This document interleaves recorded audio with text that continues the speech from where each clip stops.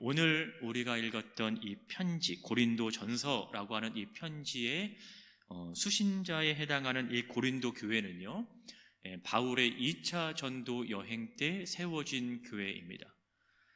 이 바울은요, 사도행전 18장 11절에 보니까 이 고린도라고 하는 이 교회를 세우고 여기서 1년 6개월을 머물면서 복음을 전하였다라고 기록을 하고 있습니다. 그리고 바울이 이 고린도 서신을 쓴 요 때는요, 시기는 그의 3차 전도 여행 때인 거죠. 그러니까 고린도에서 사역할 때 기록한 것이 아니라 고린도를 떠나고 난 이후에 그의 이제 3차 전도 여행을 하면서 기록했던 이 편지가 바로 고린도 전서 또 고린도 후서입니다. 그러니까 이 편지를 써서 고린도 교인들에게 보냈다라는 것은 지금 이 편지를 쓸 수밖에 없는 어떤 무언가의 상황에 이들이 놓여졌다라는 거예요. 자, 지속적인 선교 여행 중에 바울은 고린도 교회에 대한 소식들을 계속 접하게 됩니다. 자신에게 들려지는 이 고린도 교회에 대한 이야기가 그리 좋은 소식만은 또 아니었던 거예요. 복음을 듣고 복음을 가지고 바르게 좀 살아가면 좋겠는데 그가 들은 이 소식은요, 오히려 그 반대의 소식들이었습니다. 이러한 그 고린도 교회의 소식을 듣고 난 이후에 바울이 기록한 이 서신이 바로 이 고린도 전서와 후서가 되는 것이죠. 오늘 본문의 이야기가 나오기까지의 배경을 잠시 살펴보면 여러분 고린도전서 1장에 보면요, 그들 가운데 분쟁이 일어나기 시작을 합니다. 그런데 이 분열이 생기게 나도록 하고요, 이러한 분열로 인해서 결국 1장 10절을 보면 그들의 마음과 그들의 뜻이 하나로 모아지지 않는 모습이 지금 이 고린도 교회 안에 나타나고 있는 거예요. 1장 10절 하반절에 이렇게 얘기합니다. 너희 가운데 분쟁이 없이 같은 마음과 같은 뜻으로 온전히 합하라, 이렇게 말하거든요. 바울이 이렇게 말한다라는 것은 지금 너희 가운데 분쟁이 있다라는 말인 거죠. 또 그 분쟁 때문에 서로 같은 마음을 가지고 있는 것이 아니라 서로 다른 마음, 다른 뜻으로 온전히 합하지 못하는 모습임을 보여주고 있는 거예요. 좀 전에 장로님 기도하셨지만 이 교회라고 하는 것이 하나님의 부르심을 입은 자들의 모임이라고 우리는 알고 있습니다. 우리를 부르신 이가 하나님이신 거예요. 그러니까 우리 모두를 부르신 동일한 그 하나님께서 우리를 부르셨기에 그 하나님이 부르신 우리들에게 있어서는 하나됨이 있는 거예요. 나뉘어짐이 아니라, 서로 다른 모습이 아니라 하나됨이 있어야 된다라는 것이죠. 그런데 고린도 교회는 그 하나됨을 지금 잃어버리고 있는 거예요. 같은 마음을 품어야 되는데 서로 다른 마음을 품고 있습니다. 같은 뜻을 가지고 있어야 되는데 서로 다른 뜻을 가지고 있는 거예요. 그러니까 하나둘 합할 수가 없는 거예요. 그 하나됨으로 합할 수가 없는 모습인 거죠. 이러한 분열의 모습이 내가 누구에게 세례를 받았는가의 문제로 전해집니다. 또 이 세례의 문제가 다시 복음의 문제로 발전이 되고요, 이 복음의 문제는 참된 지혜의 문제로 계속해서 연결이 되고 있는 거예요. 고린도전서 1장 22절에 보면 헬라인은 지혜를 찾는다라고 말을 합니다. 당시 고린도 지역은 헬라의 철학적인 영향을 많이 받았던 지역이었어요. 그들은 철학적인 지혜 속에서 만물의 근원을 찾아 나서기를 좋아했고요, 모든 인생의 문제를 이 철학 속에서 답을 찾기를 원했습니다. 이 22절에 찾는다라고 하는 이 표현은 계속해서 끊임없이 그들이 추구하고 있는 모습을 묘사하고 있는 거예요. 따라서 이렇게 이성을 통해서 지혜를 추구하는 그들의 모습 가운데에는 바로 복음이 들어갈 자리는 없었다라는 것이죠. 여러분 고린도전서 1장 21절을 보면 분명히 바울은 이렇게 얘기합니다. 이 세상이 자기의 지혜로 하나님을 알지 못한다라고 얘기하고 있어요. 그런데 그들은 자기가 가진 이 지혜로 자신들의 이 이성으로 계속해서 그 지혜를 찾아 나섭니다. 하나님을 알고자 한다라는 거죠. 이러한 모습도 보여지는 것은요, 인간이 가지고 있는 그 한계라는 거예요. 그 한계를 깨닫지 못하고 하나님의 지혜가 아니라, 하나님의 능력이 아니라 바로 세상의 지혜로 자신들의 만족을 추구하며 살아갔던 것이 그 1세기 당시의 고린도 지역의 일반적인 배경이었다라는 거예요. 근데 이러한 현상은 교회 밖에서만 일어나는 것이 아니고 교회 안에서도 일어납니다. 교회라고 해서 예외가 아니었던 거예요. 그러기에 바울은 이 세상의 기준으로 지혜의 의미를 찾으려고 했던 것이 아니라 신앙의 시각으로, 믿음의 관점에서 그 지혜의 의미를 찾기를 원했습니다. 또 참된 지혜를 그들에게 전하고자 하였던 것이고요. 오늘 우리가 읽은 이 본문의 내용이 그 자신까지 지금 전한 그 내용의 결론에 해당하는 부분이라고 할 수가 있습니다. 오늘 본문 1절에서 바울은 이렇게 이야기를 합니다. 형제들아, 내가 너희에게 나아가 하나님의 증거를 전할 때에 말과 지혜의 아름다운 것으로 하지 아니하였다. 여기서 말하는 이 하나님의 증거는요, 하나님께서 주신 복음을 의미합니다. 그런데 이 복음을 바울은요, 그냥 복음이라고 표현하지 않아요. 하나님의 복음이라고 표현합니다. 이 하나님의 복음으로 표현하는 것은 그 복음에 대한 전적인 소유권이 누구에게 있는 거예요. 그 복음의 출처가 어디인가를 보여주고 있는 거예요. 그 복음은 하나님이 가지고 계신다라는 거죠. 그 복음의 출처는 하나님께로부터 나왔다라는 거예요. 다시 말하면 하나님께로부터 나온 이 복음만이 참된 복음이라는 거죠. 하나님께로부터 나오는 이 복음만이 유일하게 구원을 주실 수 있는 복음이라고 하는 거예요. 이 하나님의 복음이 곧 구원의 복음입니다. 이 하나님의 복음을 통해서 생명을 얻을 수 있게 하는 복음이라고 하는 거예요. 그래서 바울은 이 복음을 그냥 복음이라고 얘기하지 않습니다.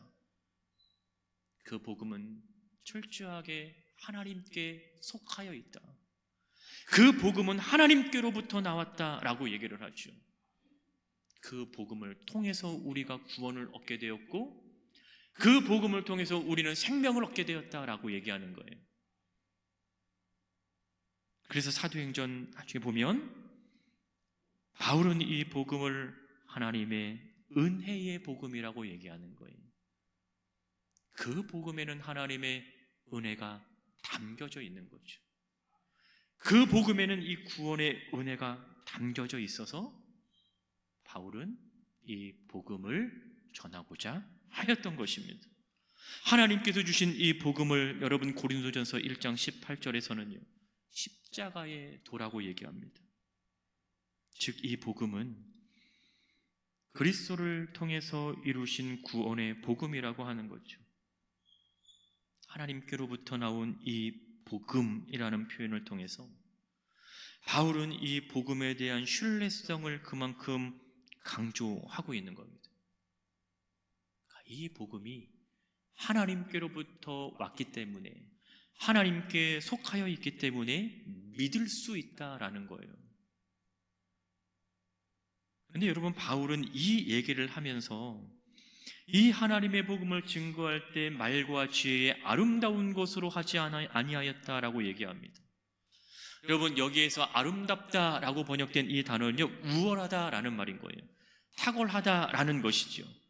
그러니까 말의 탁월함이나 지혜의 탁월함으로 이 복음을 증거하지 않았다라는 거예요. 그러니까 철학자들이나 언변이 뛰어난 사람들이 하는 것처럼 화려한 말재주나 말솜씨에 의존하여서 그 복음을 내가 너희에게 말하지 않는다라는 것입니다. 이 말은 무엇을 의미해요? 여러분 이 복음은 그 어떠한 것으로 포장되어지지 않아도 그 복음 자체만으로도 여러분 충분하다라고 하는 거예요. 복음이 화려한 언변의 기술로 전하지 않는다고 하더라도 복음이 어떠한 그 말의 우월함으로 말하지 않는다고 하더라도 그 복음 하나만으로, 그 복음 자체만으로 바로 은혜가 전해질 수 있다라고 하는 것이죠. 그래서 바울은 이 복음 자체의 충분성을 이렇게 이야기하고 표현하고 있는 것입니다. 2절에 보니까 내가 예수 그리스도와 그의 십자가에 못 박히신 것 외에는 아무것도 알지 않기로 내가 작정했다. 복음 자체만으로 내가 충분하기 때문에 내가 이것 외에는 아무것도 알지 않기로 내가 작정하였다라는 거예요. 구원을 말하면서 예수 그리스도 외에 여러분 무엇을 우리가 더 말할 수 있겠습니까? 우리가 구원을 말하면서 그분이 지신 십자가 외에 우리가 무엇을 더 말할 수 있겠어요? 주님이 지신 십자가, 이것이 이것을 증명해 주고 있습니다. 예수님을 말하지 않으면, 여러분 그분이 지신 이 십자가를 말하지 않으면 여러분 우리가 무엇으로 이 구원의 복음을 설명할 수 있겠어요? 우리가 무엇으로 생명을 전할 수 있겠습니까? 우리가 무엇으로 그 생명을 말할 수 있겠어요? 우리가 복음을 이야기하기 위해서, 우리가 구원과 생명을 이야기하기 위해서는요, 그리스도 외에는 아무것도 없다라는 것이죠. 그가 지신 그 십자가 외에는 아무것도 없다라는 거예요. 그 하나만으로도 충분하다라는 것을 오늘 바울은 이야기를 하고 있습니다. 무언가를 더 많이 아는 것, 더 많이 채우려고 하는 것은요, 여러분 인간이 가지고 있는 본성입니다. 그러나 여기서 중요한 것은 무엇을 더 알고자 하는가인 거예요. 무엇으로 더 채울 것인가의 문제인 것이죠. 여러분 본문에는 이 알다라는 이 의미는요, 두 가지로 용어로 설명이 됩니다. 하나는 경험을 통해서 알게 되는 일반적인 알미 있고요, 다른 하나는 여러분 전문적인 지식을 가리킬 때 쓰이는 용어로서의 알미 있습니다. 그런데 오늘 본문에서는요, 전자가 아닌 후자의 알미인 거예요. 경험을 통해서의 알미 아니라 전문적인 지식으로서의 알을 바울은 이야기합니다. 바울이 예수 그리스도와 그의 십자가만을 알기를 원한다라고 얘기할 때 그 무엇보다 그리스도에 대해서만 이 깊은 지식을 알기를 원했던 바울의 모습을 보게 되는 거예요. 그래서 바울은요, 빌립보서 3장 8절에 보면 내 주 그리스도 예수를 아는 지식이 가장 고상하다라고 얘기하는 거예요. 그것 외에는 내가 알지를 않기를 원한다라는 것이, 그 주 예수 그리스도를 아는 것이 가장 고상하기 때문에 그런 거예요. 그런데 바울은 이것만 얘기하지 않는다라는 거죠. 그 주님을 아는 지식이 고상하기 때문에 다른 모든 것은 해로 여긴다라는 거예요. 바울이 그럼 여기서 무엇을 취하는 건가요?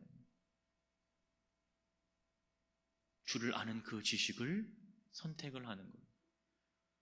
자기가 아무리 많은 지식을 가지고 있어도, 자기가 많은 어떤 그러한 배경을 가지고 있어도 내가 그것을 취하고자 하는 것이 아니라 예수 그리스도를 아는 것, 그거 하나만으로도 나는 충분하다라고 하는 거예요.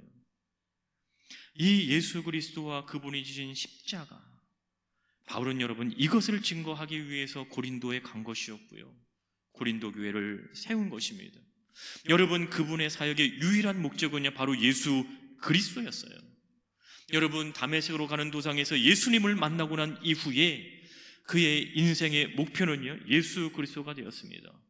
예수 그리스도가 그의 인생의 전부가 되었어요. 그 무엇으로도 바꿀 수 없는 것. 그래서 사도행전 20장 24절에서도요, 바울은 하나님의 은혜의 복음을 증언하는 일에 마치려 할 때에 내가 나의 생명을 조금도 귀한 것으로 여기지 아니한다라는 거예요. 이 말은 뭐예요? 복음이 나의 전부이다라는 거죠. 주님이 나의 전부이다라는 거예요. 이것이 아니면 내가 고린도에 갈 아무런 이유가 없다라는 것이죠. 이것이 아니면 내가 주를 위하여 핍박받을 아무런 이유가 없다라는 거예요. 여러분, 죽을 고비를 몇 번이나 넘기면서까지 복음을 전했던 그 바울의 입에서 나온 고백이 주님이 나의 전부라고 하는 거예요. 예수님을 아는 지식이 가장 고상한 지식이라고 얘기하는 것이죠. 그래서 바울이 오늘 본문에서 이 예수님과 십자가 외에 나는 아무것도 알지 않기로 내가 작정했다라는 거예요. 의지의 확고한 표현인 것이죠. 여러분, 사람들은 더욱 많이 알고자 하는 욕망이 있지 않습니까? 특히 고린도 교회의 사회적 배경 속에서 이해한다면 그 많은 철학자들이 추구하는 그러한 지식일 거예요. 끊임없이 지혜와 지식을 추구하는 것이 그들의 모습입니다. 내가 얼만큼 가졌는가가, 내가 얼만큼 알고 있는가가 곧 사회로부터 그들의 인지도를 보여주는 것인 거예요. 내가 누구로부터 배웠는가, 내가 누구로부터 얼마만큼 배웠는가, 얼마만큼 알고 있는가, 내가 누구에게 속하여 있는가. 근데 여러분, 그러한 분위기가 교회 안에 흘러 들어오고 있는 거죠. 그래서 고린도 교회 성도들이 뭐라고 얘기합니까? 나는 바울에게 속했다. 나는 게바에게 속했다. 나는 아볼로에게 속했다. 나는 그리스도에게 속하여 있다. 하나로 부르신 그들의 모습 가운데 하나가 아니라 다양함이 존재하는 거예요. 하나가 아니라 나뉘어짐이 존재하게 되는 것이죠. 그러나 바울은 그러한 사회적 시선을 두려워했던 것이 아니라 오히려 그 안에서 예수 그리스도께서 지신 그 십자가 사건에 집중하였다라는 거죠. 왜 그랬을까요? 그분의 지신 그 십자가가 지금의 자신을 있게 했기 때문에 그런 거예요. 그 복음이 자신을 변화시키셨고 그 복음을 통해서 자신은 새로운 생명을 얻게 되었고요. 그 복음이 자신을 지금 구원의 기쁨 가운데 놓을 수 있었기 때문에 그렇습니다.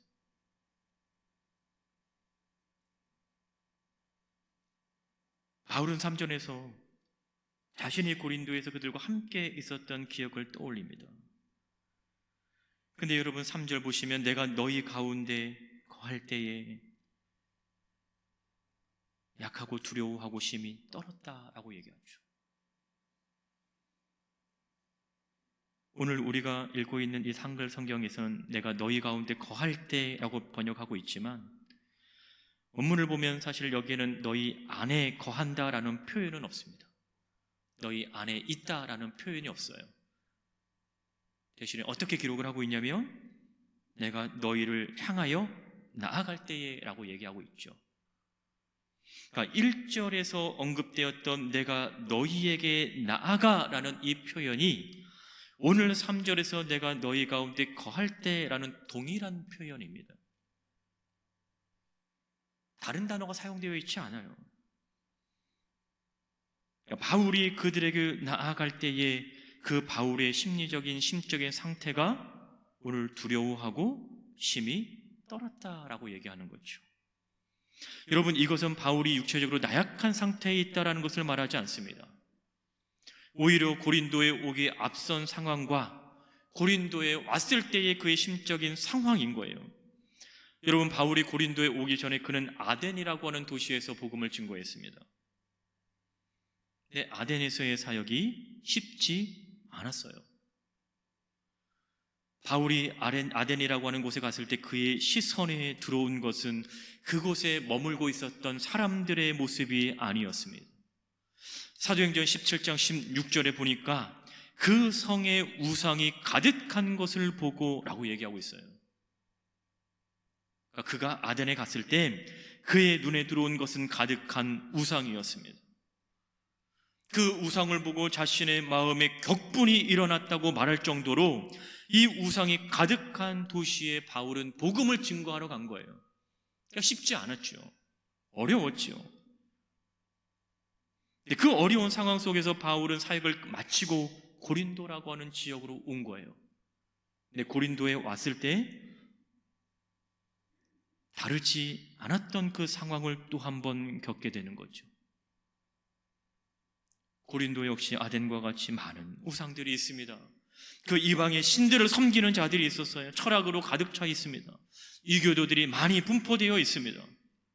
많은 철학자들의 사상, 그들의 교만한 태도, 도덕적으로도 심각할 정도의 타락한 그 고린도의 모습인 거예요. 고린도 사람이 되다라는 표현이 있습니다. 코린디아조마이라는 표현이 있습니다. 있어 보였죠. 고린도 사람이 되다라고 하는 이 표현은요, 그 의미가 절대 긍정적인 표현이 아닌 거예요. 고린도 사람이 되었다 그러면 이게 아니라 내가 고린도 사람이 되었다라면 이건 거예요. 긍정적인 것을 상상할 수 없는, 강조할 수 없는 그러한 상황이 바로 이 고린도라고 하는 이 지역인 거예요. 타락, 부패, 죄, 이것만 떠오르는 그러한 모습이라고 하는 것이죠. 이러한 모습을 보았을 때 그의 심적 부담은 당연히 클 수밖에 없는 것입니다. 그런데 그럼에도 불구하고 바울은 복음을 전해야 했죠. 그래서 바울은 이 두려움과 떨림 속에서 이 고린도에서의 사역을 시작을 한 겁니다. 그런데 이러한 두려움을 이길 수 있었던 방법이 오늘 본문 4절에서 제시가 되고 있는 거예요.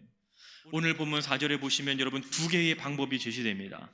하나는 설득력 있는 지혜의 말이라고 표현되어 있고, 하나는 성령의 나타나심과 능력이었어요. 지혜를 따라갈 것이냐 아니면 성령을 따라갈 것이냐. 그런데 이 둘 사이에서 바울은 무엇을 선택하였는가를 하지 않음과 함으로 표현하고 있는 거예요. 오늘 4절 보시면 설득력 있는 지혜의 말로 내가 하지 아니하고, 그러니까 무엇을 했다라는 거예요? 성령의 나타나심과 능력으로 내가 했다라는 거예요. 하지 않음과 이 함, 지혜와 성령의 대조를 이루고 있습니다. 세상의 지혜와 성령, 이 둘 사이에서 하나를 선택하면 다른 하나를 선택할 수 없게 되는 거죠. 여러분, 바울이 성령이 아닌 세상의 방법을 의지했다면, 그 세상의 방법을 만약에 선택했다면 그는 결코 성령의 능력을 경험할 수 없다라는 거죠. 세상을 향해 나아갔다면 여러분, 바울은요 결코 복음을 향해 나아갈 수 없다라는 거예요. 세상의 방법을 취하면 하나님의 방법을 그는 잃어버린다라는 겁니다. 화려한 미사여구를 사용해서 복음을 포장하고 뛰어나고 탁월한 지혜로 남을 설득시킬 수 있을런지는 몰라도요, 그 포장에 가려져서 복음이 가지고 있는 핵심은 드러나지 못한다라는 거예요. 본질을 이야기하기보다는 그 본질을 둘러싸고 있는 껍데기만 보고 이야기할 뿐이라는 거죠. 포장을 걷어 버려야 됩니다. 포장을 걷어 버려야 성령의 능력이 나타납니다. 성령이 나타나고 그 복음의 본질을 알게 되는 거예요. 오늘 본문 5절에서도 바울이 인간의 지혜로 된 말을 사용하지 않는다라고 하는 것은 그 믿음의 근원이 하나님의 능력으로부터 나타난다라는 것을 알았기 때문이라는 거예요. 자신이 경험한 그 하나님의 능력, 그 복음의 능력이 오늘 이 고린도 교인들에게도 동일하게 나타나기를 머물기를 원했다라는 것이지요. 여러분 5절 보시면 너희 믿음이 사람의 지혜에 있지 아니하고 다만 하나님의 능력에 있게 하려 하였노라 라고 하는 이 구절을 짧게 표현하면 여러분 어떻게 표현할 수 있겠어요?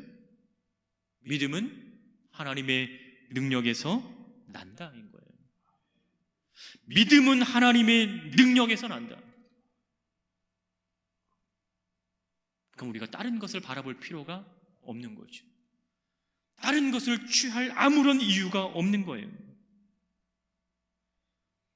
여러분 5절 다시 보시면 다만이라는 표현이 있습니다. 그러니까 이 다만, 그러나라는 말인 거예요. 그러니까 앞과 뒤의 내용이 서로 다르다라는 거죠. 사람의 지혜가 있어요. 또 하나님의 능력이 있습니다. 그러니까 이 사람의 지혜와 이 하나님의 능력이 대조를 이루고 있는 거예요. 그런데 이 구절에서 강조점은 어디에 있어요? 뒤에 있는 거예요. 사람의 지혜에 나타나는 것이 아니라 바로 이 하나님의 능력에 강조점이 있다는 것입니다. 믿음의 사람이라면, 그리스도인이라면 바로 이 사람의 지혜와 하나님의 능력 사이에 무엇을 선택해야 되는가, 무엇을 취해야 할 것인가에 대한 통찰력이 있어야 한다는 거예요. 여러분 오늘 보면 잘 보시면 사람의 지혜와 하나님의 지혜로 얘기하지 않습니다. 사람의 능력과 하나님의 능력으로 나타나지 않아요. 사람의 지혜로 표현하고 있고요, 하나님의 능력으로 표현합니다. 왜 사람에게는 지혜를 적용을 하고 왜 하나님에게는 능력이라는 표현을 사용할까? 이 하나님의 능력은요,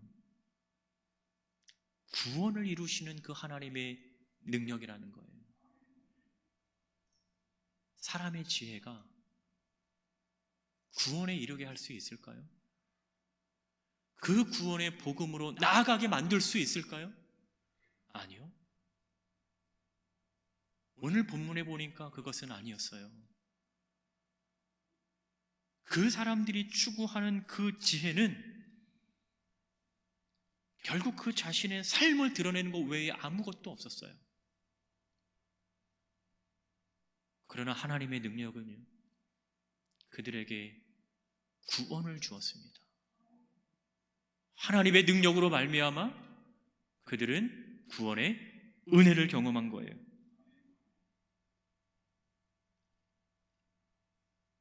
이 통찰력이 우리에게 필요하다는 거죠. 이 깨달음이 우리에게 필요한 거예요.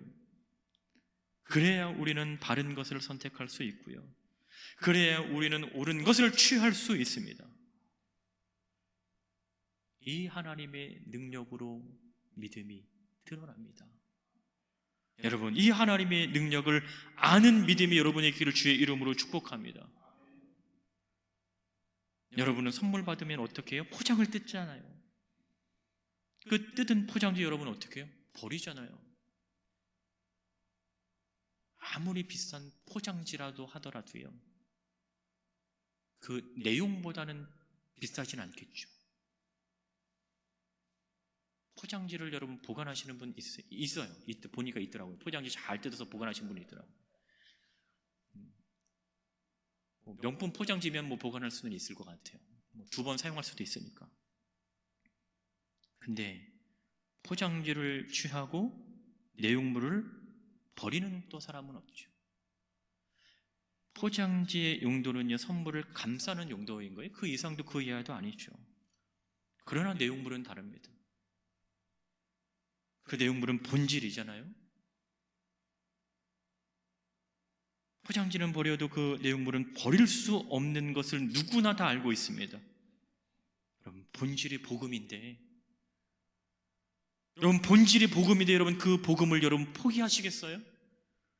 그 본질인 여러분 복음을 여러분 버리겠습니까?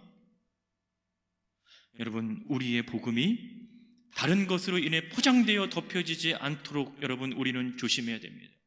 여러분, 세상의 관심이 복음을 가리지 않도록, 우리 인간의 생각이 그 복음을 가리우지 않도록 우리의 뜻이 그 복음의